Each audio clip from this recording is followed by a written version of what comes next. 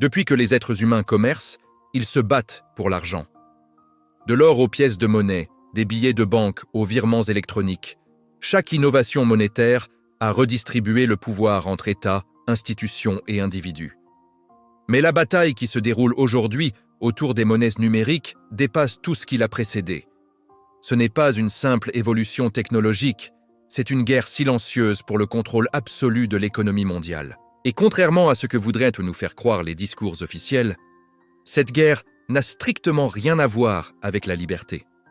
Elle concerne le pouvoir, la surveillance et la capacité de façonner le comportement de milliards d'êtres humains. Pendant des millénaires, la monnaie a été l'expression ultime du pouvoir régalien. Celui qui contrôle la monnaie contrôle l'économie, et donc la société. Les empereurs romains frappaient leur effigie sur les pièces. Les rois finançaient leurs guerres en dévaluant leur monnaie. Et les banques centrales modernes manipulent les taux d'intérêt pour diriger l'économie. Mais l'argent physique possédait une limite intrinsèque. Il échappait partiellement au contrôle une fois mis en circulation. Un billet change de main dans l'anonymat relatif. Les transactions en espèces ne laissent aucune trace électronique.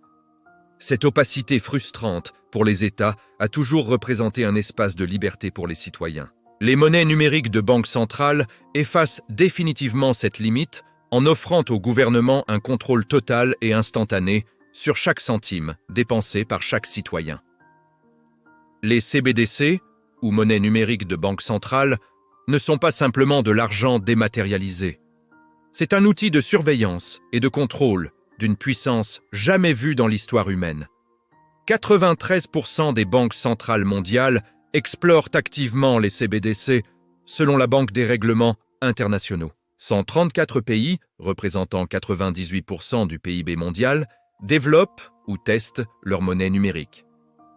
Cette unanimité mondiale devrait nous inquiéter profondément car elle révèle une convergence d'intérêts entre tous les gouvernements, démocratiques ou autoritaires, pour acquérir ce nouveau pouvoir de contrôle.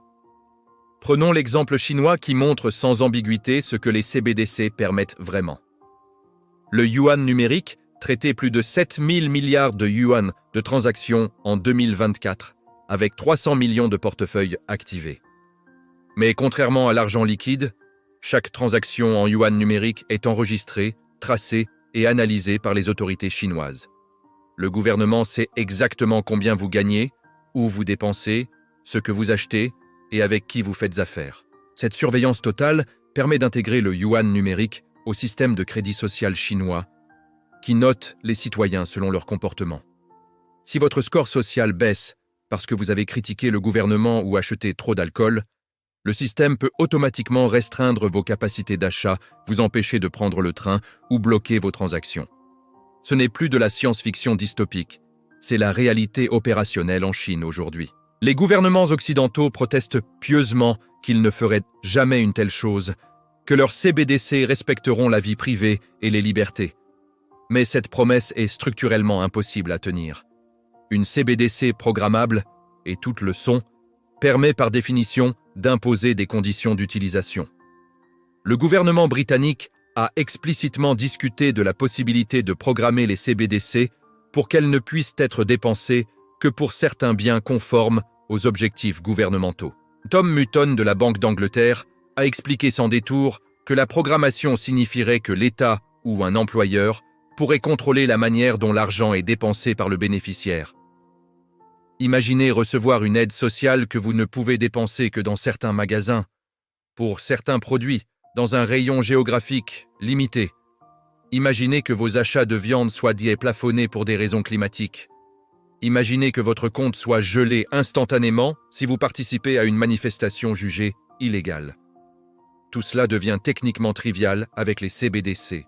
La pandémie de Covid a fourni un aperçu terrifiant de ce futur. Le gouvernement canadien a gelé les comptes bancaires des manifestants du Freedom Convoy et de leurs donateurs sans procès ni jugement. Cette répression financière brutale a choqué le monde démocratique, mais elle utilisait encore les infrastructures bancaires traditionnelles qui imposent certaines limites légales. Avec les CBDC, un gouvernement pourrait geler des comptes instantanément, silencieusement, sans même que les banques commerciales n'interviennent. Le contrôle serait direct totale et invisible pour l'opinion publique. Les dictateurs du XXe siècle comme Staline auraient rêvé d'un tel pouvoir, et nos démocraties sont en train de le construire volontairement. Les défenseurs des CBDC arguent qu'elles combattront la criminalité, le blanchiment d'argent et le financement du terrorisme. Cet argument classique du sécuritaire mérite d'être déconstruit. Premièrement, les activités illicites utilisant Bitcoin ne représentaient que 0,14% de toutes les transactions en 2024 selon Chainalysis, en baisse constante. Le système financier traditionnel reste infiniment plus impliqué dans les flux criminels que les crypto-monnaies. Deuxièmement, et plus fondamentalement, acceptons-nous vraiment de sacrifier toute vie privée financière pour traquer une infime minorité de criminels? Cette logique est celle de la surveillance de masse, où tout le monde est considéré comme suspect potentiel et doit prouver en permanence son innocence. C'est l'inversion complète de la présomption d'innocence qui fonde nos démocraties. Face à cette offensive des CBDC étatiques, les crypto-monnaies décentralisées comme Bitcoin représentent une contre-attaque philosophique et technique. Bitcoin, créé en 2009 par le mystérieux Satoshi Nakamoto en réaction à la crise financière, incarne une vision radicalement opposée. Pas de banque centrale, pas de contrôle étatique, pas d'intermédiaire obligatoire. Un réseau décentralisé de pairs qui valide les transactions sans qu'aucune autorité centrale ne puisse intervenir. L'offre est plafonnée à 21 millions d'unités, rendant impossible toute inflation arbitraire. Personne ne peut confisquer vos bitcoins si vous détenez vos clés privées. Personne ne peut vous empêcher de transférer de la valeur à qui vous voulez. C'est cette résistance à la censure qui fait de Bitcoin une technologie de liberté, selon ses partisans. Bitcoin a atteint 111 000 $ en mai 2025, porté par une adoption institutionnelle record. Des États américains comme l'Ohio et la Caroline du Sud adoptent des lois protégeant explicitement le droit des citoyens à utiliser Bitcoin sans restriction. Le président Trump a créé une réserve stratégique de Bitcoin, reconnaissant implicitement son rôle comme actif de réserve alternatif au dollar. Cette légitimation institutionnelle marque un tournant historique. Bitcoin n'est plus une expérience marginale de cypherpunk, mais un acteur majeur du système financier mondial. Pourtant, cette institutionnalisation comporte un risque majeur. Un rapport de Gemini révèle que les entités centralisées contrôlent désormais 30,9% de l'offre totale de Bitcoin, et plus de 75% du volume de transactions passe par des plateformes centralisées. La décentralisation originelle de Bitcoin s'érode progressivement sous la pression institutionnelle. L'Europe illustre la stratégie étatique pour domestiquer les crypto-monnaies. Le règlement MiCA impose aux plateformes d'échange d'obtenir une licence CASP et aux émetteurs de stablecoin de publier des white papers ultra détaillés.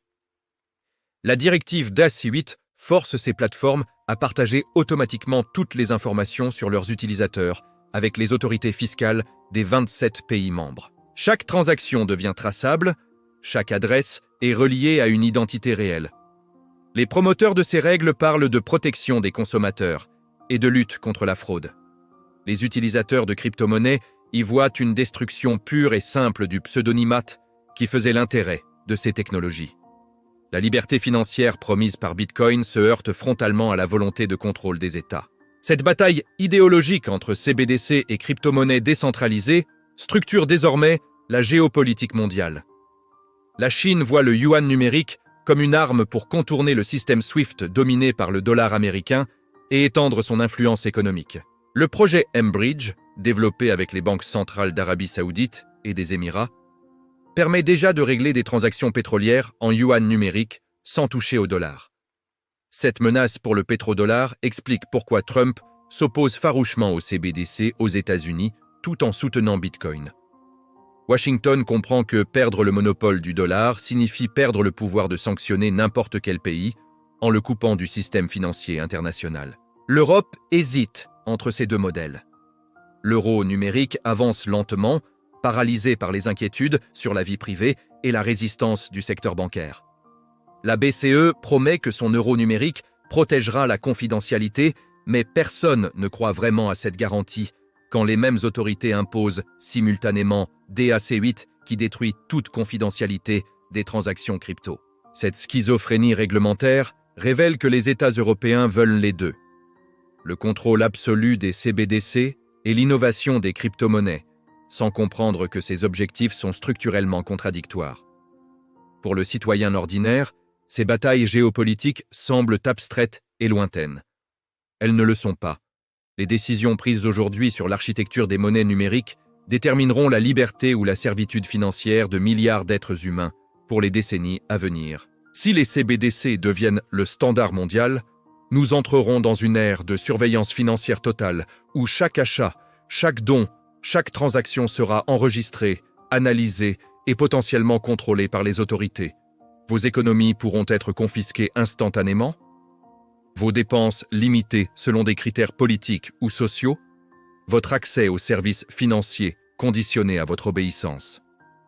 Ce n'est pas une exagération alarmiste, mais la description technique des capacités offertes par les CBDC programmables. À l'inverse, si les crypto-monnaies décentralisées survivent et prospèrent malgré la pression réglementaire, elles offriront un espace de liberté financière alternatif. Vous pourrez détenir de la valeur hors du contrôle étatique, transférer de l'argent sans demander de permission, protéger votre épargne contre l'inflation arbitraire et participer à une économie véritablement mondiale sans intermédiaire centralisé. Mais cette option n'est garantie que si suffisamment de citoyens comprennent les enjeux et refusent le piège confortable des CBDC. La véritable question n'est donc pas technique, mais politique. Acceptons-nous de vivre dans un monde où chaque aspect de notre vie financière est surveillé et potentiellement contrôlé par l'État? Ou sommes-nous prêts à défendre un espace de liberté et de vie privée, même au prix d'une certaine complexité technique? Les nations se battent pour les monnaies numériques parce qu'elles comprennent que cette bataille déterminera qui contrôlera l'économie mondiale du XXIe siècle. Les citoyens doivent de comprendre que cette bataille déterminera aussi s'ils resteront libres ou deviendront des sujets numériques dont chaque transaction pourra être approuvée ou bloquée par un algorithme gouvernemental. L'histoire nous enseigne que les pouvoirs, une fois acquis par les États, ne sont jamais rendus volontairement. Si nous acceptons les CBDC aujourd'hui sous prétexte de commodité ou de sécurité, nous ne pourrons plus revenir en arrière demain quand leurs capacités de contrôle seront pleinement exploitées. Le choix est devant nous, maintenant, et il est irréversible. Les monnaies numériques ne sont pas une question technique de paiement plus rapide ou moins cher. C'est une question existentielle de liberté ou de servitude dans le monde numérique qui vient.